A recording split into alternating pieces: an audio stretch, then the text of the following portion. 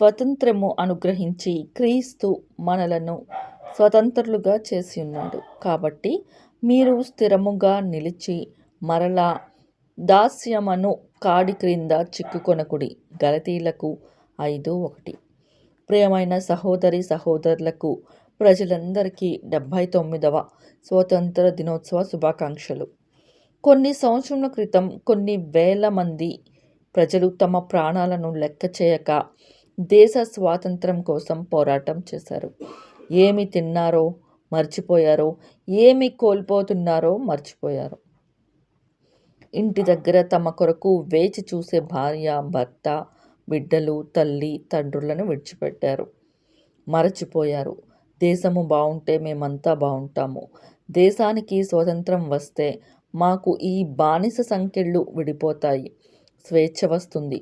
ఆ స్వేచ్ఛలో మేము మా కుటుంబ సభ్యులతో కలిసి మా దేశమంతా ఒకటై ఆనందించవచ్చు అని ఎంతోమంది పోరాడి తమ ప్రాణాలను విడిచిపెట్టారు.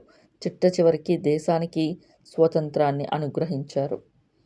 వారి ద్వారా స్వతంత్రము పొందిన మనము ఇక దానికోసం ఏమి పోరాటాలు చేయటం లేదు, దానికోసం ఇంకా పాటుపడటం లేదు. కానీ వారు ఇచ్చిన స్వతంత్రంను బట్టి ఆనందిస్తున్నాము.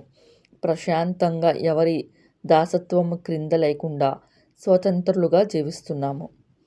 అదేవిధంగా 2000 సంవత్సరముల క్రితం క్రీస్తు యేసుప్రభు వారు కూడా దాస్యత్వమునే కాడి కింద చిక్కుకొని పాపాలతో బంధించబడి సాతాను బానిసలో బ్రతుకుతున్న నిన్ను నన్ను విడిపించడానికి తన రక్తమంతా కార్చితే, నిన్ను నన్ను తన రక్తముచ్చే కడిగి శుద్ధీకరించి పాపపు సంకెళ్ళ నుండి, దాసత్వము నుండి, శాపమనే కాడి నుండి విడిపిస్తే నీవు నేను కుక్క తన వాంతిని తిరిగినట్టుగా, కనపడిన పంది తిరిగి వెళ్ళి బురదలో పొర్లినట్టుగా మళ్ళీ మళ్ళీ ఏదో ఒక పాపముతో తిరిగి బానిస చెరలోనికి వెళ్ళిపోతున్నాము.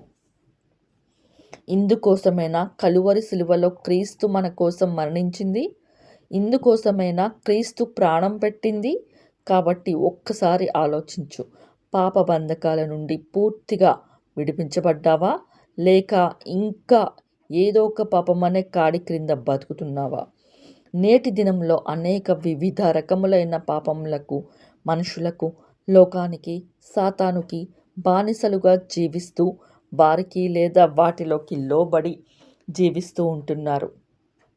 ఉద్యోగం, కుటుంబం, ఆచారం, సాంప్రదాయం, మొబైల్, గేమ్స్, అలంకరణ, వేషధారణ, అన్యాయం, లంచగొండితనం, అక్రమ సంబంధాలు అనే వాటిని తమకు తెలియకుండానే వాటిని ఒక విగ్రహాలుగా మలుచుకొని మరలా దాసత్వం అనే కాడి క్రింద చిక్కుకొని జీవిస్తూ ఉంటున్నారు. అందుకే ఇది చదువుతున్న నీకు ఈరోజు లోకరక్షకుడైన సృష్టికర్త అయిన ప్రభువు చెబుతున్నాడు. దేశమా దేశమా దేశమా, యెహోవా మాట వినుము. ఇర్మియా 22:29. నేనే యెహోవాను, నేను తప్ప వేరొక రక్షకుడు లేడు. యెషయా 43:11. కాబట్టి ఇప్పుడైనా దేవుని మాట విను, సత్యమేమిటో గ్రహించు, సత్య దేవుడైన యేసుక్రీస్తు చెంతకు చేరు, లోకరక్షకుడైన యేసుక్రీస్తును తెలుసుకో.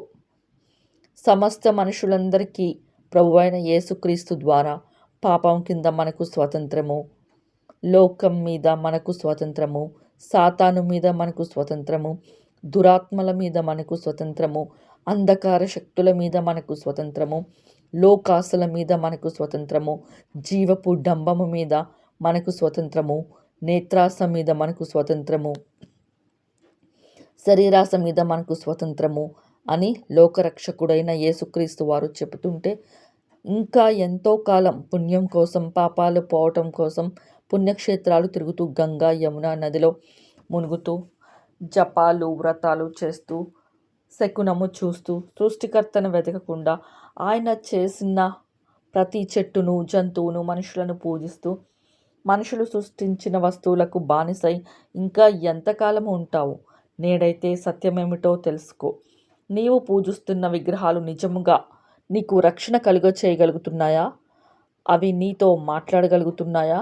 అవి నిన్ను పాపం నుండి స్వతంత్రునిగా చేయగలుగుతున్నాయా? నీ మనస్సాక్షిని శుద్ధీకరిస్తున్నాయా? నీ హృదయంలో చెడుతనమంతయు తొలగించి నిన్ను శక్తిమంతునిగా చేయగలవా? కాబట్టి ఇప్పుడైనా దేవుని మాట విను, సత్యమేమిటో గ్రహించు, సత్య దేవుడైన యేసుక్రీస్తు చెంతకు చేరు, లోకరక్షకుడైన యేసుక్రీస్తును తెలుసుకో.